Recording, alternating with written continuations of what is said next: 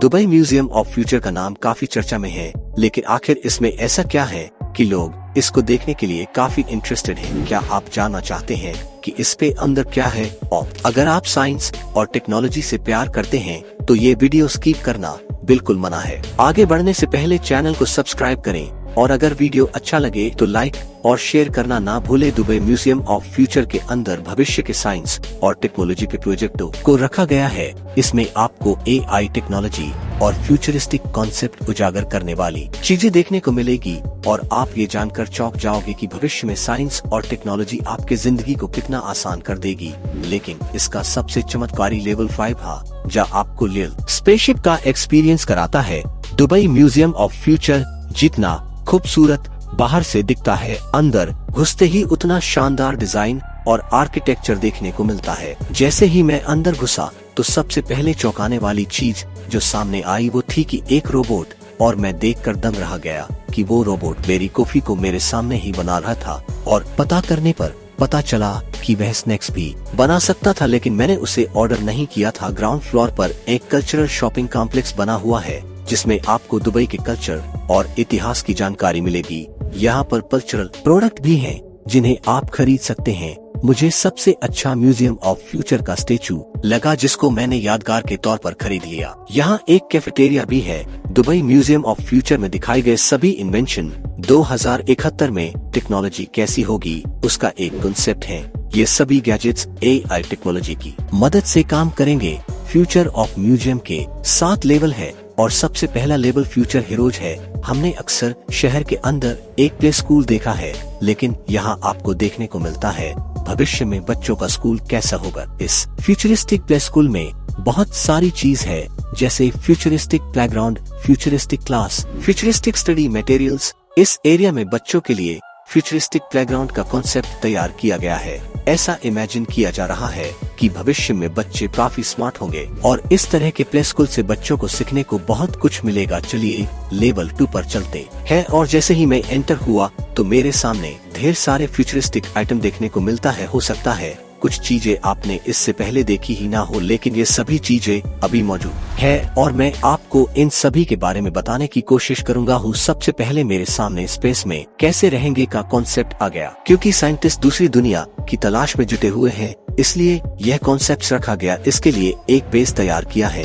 और मॉडल भी देखने को मिलता है जिसके बारे में सारी जानकारी दी गई है कि अंतरिक्ष में इंसान कैसे रहेगा। अब देखते हैं कि भविष्य की कार कैसी होगी। उसके लिए यहाँ ऑडी कार का एक मॉडल देखने को मिलता है जो कुछ टेस्ला की कार जैसी है। इस मॉडल का नाम AIME है, जिसकी पूरी जानकारी ठीक आपके पैर के नीचे मिलती है कि इस भविष्य की कार को कैसे बनाया जाएगा और क्या क्या फीचर्स मिलने वाले हैं। ऑफ कोर्स यह एक इलेक्ट्रिक कार है।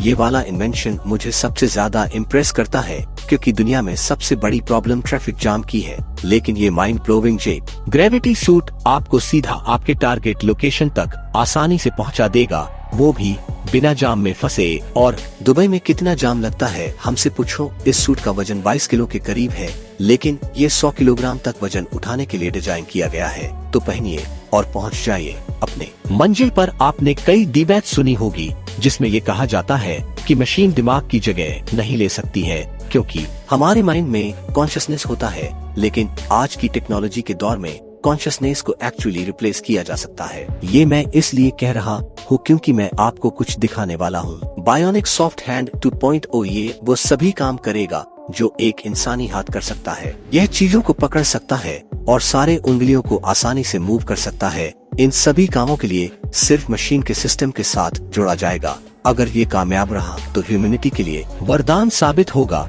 अब बारी है बायोनेटिक चिंटी की। ये एकदम वैसे ही काम करेगी जैसे चिंटियान करती है, जैसे कॉलोनी बनाना, खाना इकट्ठा करना, ग्रुप के साथ की सभी एक्टिविटी और इसके अलावा बहुत से और काम ये बायोनेटिक चिंटी कम्युनिकेट भी करेगी। है ना मजेदार? लेकिन इसका हमारे जिंदगी में क्या असर होगा इसका खुलासा अभी बाकी है। असल में ये सभी रोबोट है और फ्यूचर की बात करें, आने वाले समय में आपके आसपास रोबोट ही रोबोट होंगे। रिमोट कंट्रोल ड्रोन हमारे जिंदगी में कुछ सालों पहले ही आए हैं, लेकिन अगर एक बर्ड जैसे उड़ता हुआ ड्रोन आ जाए जिसमें बर्ड के सभी मोशन हो, तो दुबई म्यूजियम ऑफ फ्यूचर में एक रिमोटली कंट्रोल ड्रोन है जो बिल्कुल बाज जैसा डिजाइन किया गया है। इसको डिजाइन करने में अच्छी खासी रिसर्च करनी पड़ी है। इसमें वो सभी मोशन डाले गए हैं जो एक रियल बर्ड में होते हैं, यानी के भविष्य में असली चिड़िया कम और रिमोट कंट्रोल ड्रोन बर्ड ज्यादा देखने को मिलेंगे। क्या आप जानवर पालना पसंद करते हैं तो ये आपको पसंद आएगा। Xiaomi साइबर डॉग एक शानदार डिजाइन है जिसमें रियल जानवर वाले खूबियों को डाला गया है, जो भविष्य में आपके असली पेट की जगह लेने वाला है। इसको आप अपनी जरूरत के अनुसार प्रोग्राम कर सकते हो। इसमें अल्ट्रासोनिक सेंसर्स है, GPS मॉड्यूल है, टच सेंसर्स है, कैमरास है और भी बहुत कुछ मिलेगा। आप अगर टेक्नोलॉजी लवर है तो इस डिजाइन को आपने गूगल के न्यूयॉर्क ऑफिस के बाहर जरूर देखा होगा। इस तरह के प्रोजेक्ट पर टेक्नोलॉजी कंपनियां लगातार काम कर रही हैं। उम्मीद है कि जल्द ही ये आपके घर के आसपास रियलिटी में देखने को मिलेगा। क्या प्लास्टिक का विकल्प मिल गया है? जी हाँ, दुबई म्यूजियम ऑफ फ्यूचर में रखा गया है। हमारे एनवायरनमेंट का सबसे बड़ा खतरा कार्बन डाइऑक्साइड से है, उसके बाद प्लास्टिक है जिसको डिकम्पोज होने में 400 साल से ज्यादा का समय लगता है और प्लास्टिक को रिप्लेस करने वाला मटेरियल नोटप्ला है। असल में ये डिग्रेडेबल मटेरियल है जो नेचर खुद ही तैयार करता है। फ्यूचर में आप प्लास्टिक की थैलियों की जगह नोटप्ला से बने हुए बैग देखोगे। इसे आप कहीं पर भी फेंको, आसानी से डिकम्पोज हो जाएगी, तो आपको एनवायरनमेंट के खराब होने की चिंता करने की जरूरत नहीं है। अगला देखते हैं, ये है एक फुल मेटल जैकेट है जो देखने में तो बिल्कुल कपड़े के जैकेट जैसा ही दिखता है, लेकिन असल में यह एक मेटल से बना हुआ है। इसमें 65% कॉपर है।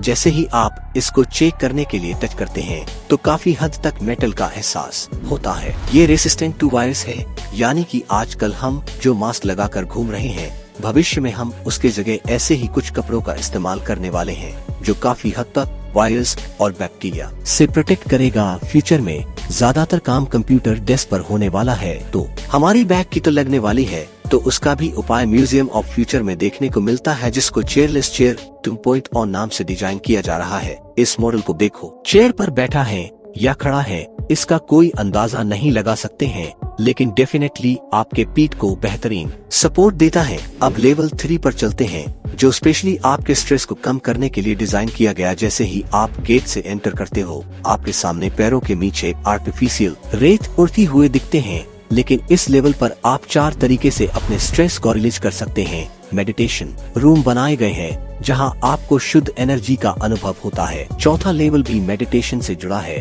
और इस मंजिल को हिल इंस्टीट्यूट का नाम दिया गया है। इस जगह पर पहुंचते ही आपको प्रकृति के नजारे का एहसास होता है। ऐसा लगता है कि मैं जंगल में घूम रहा हूं। ये वो जगह है जो प्रकृति की खूबसूरती को दोगुना कर देते हैं। यहाँ एरिजोना के जंगल के दृश्यों का सबसे अच्छी तरह से इस्तेमाल किया गया है, जो आपके दिमाग को तरोताजा कर देता है। यहाँ आपको जिंदगी से जुड़ी कई तरह की प्रजातियों के बारे में जानने को मिलता है। लेवल 5 पर जाने के लिए आपको लिफ्ट नहीं मिलेगी, बल्कि एक स्पेशल स्पेसक्राफ्ट जैसा एक्सपीरियंस मिलेगा और उसके लॉन्च के बाद ही लेवल 5 पर पहुंच सकते हैं। यहाँ आपको स्पेस में जाने का अनुभव मिलता है, जिसको नाम दिया गया है OSS। यकीन करो, इसका एक्सपीरियंस आपको बता ही नहीं पा रहा हूँ, क्योंकि जो एक्सपीरियंस इससे मिल रहा था उसको लफ्जों में बयान ही नहीं किया जा सकता है। ऐसा लगता था कि मैं स्पेस स्टेशन में हूँ। इसके बारे में आपको क्या कहूँ, मैं सिर्फ इतना कहूँगा, अगर आपके दुबई विजिट करते हैं तो दुबई म्यूजियम जरूर जाएं और अंतरिक्ष का अनुभव आपके होश उड़ाने के लिए काफी है। ये एक लाजवाब एक्सपीरियंस था। अगर आपको लगता है आपका बच्चा पढ़ने में थोड़ा खराब है तो उसको दुबई म्यूजियम ऑफ फ्यूचर दिखाओ, वो जरूर भविष्य में कुछ बड़ा करेगा। हालांकि वीडियो में बहुत कुछ छूट गया है, लेकिन जो मुझे सबसे ज्यादा चकित करता था वो मैंने आपके सामने रखा है। अगर आपको मेरा वीडियो अच्छा लगा हो तो वीडियो को लाइक और सब्सक्राइब करें। थैंक्स।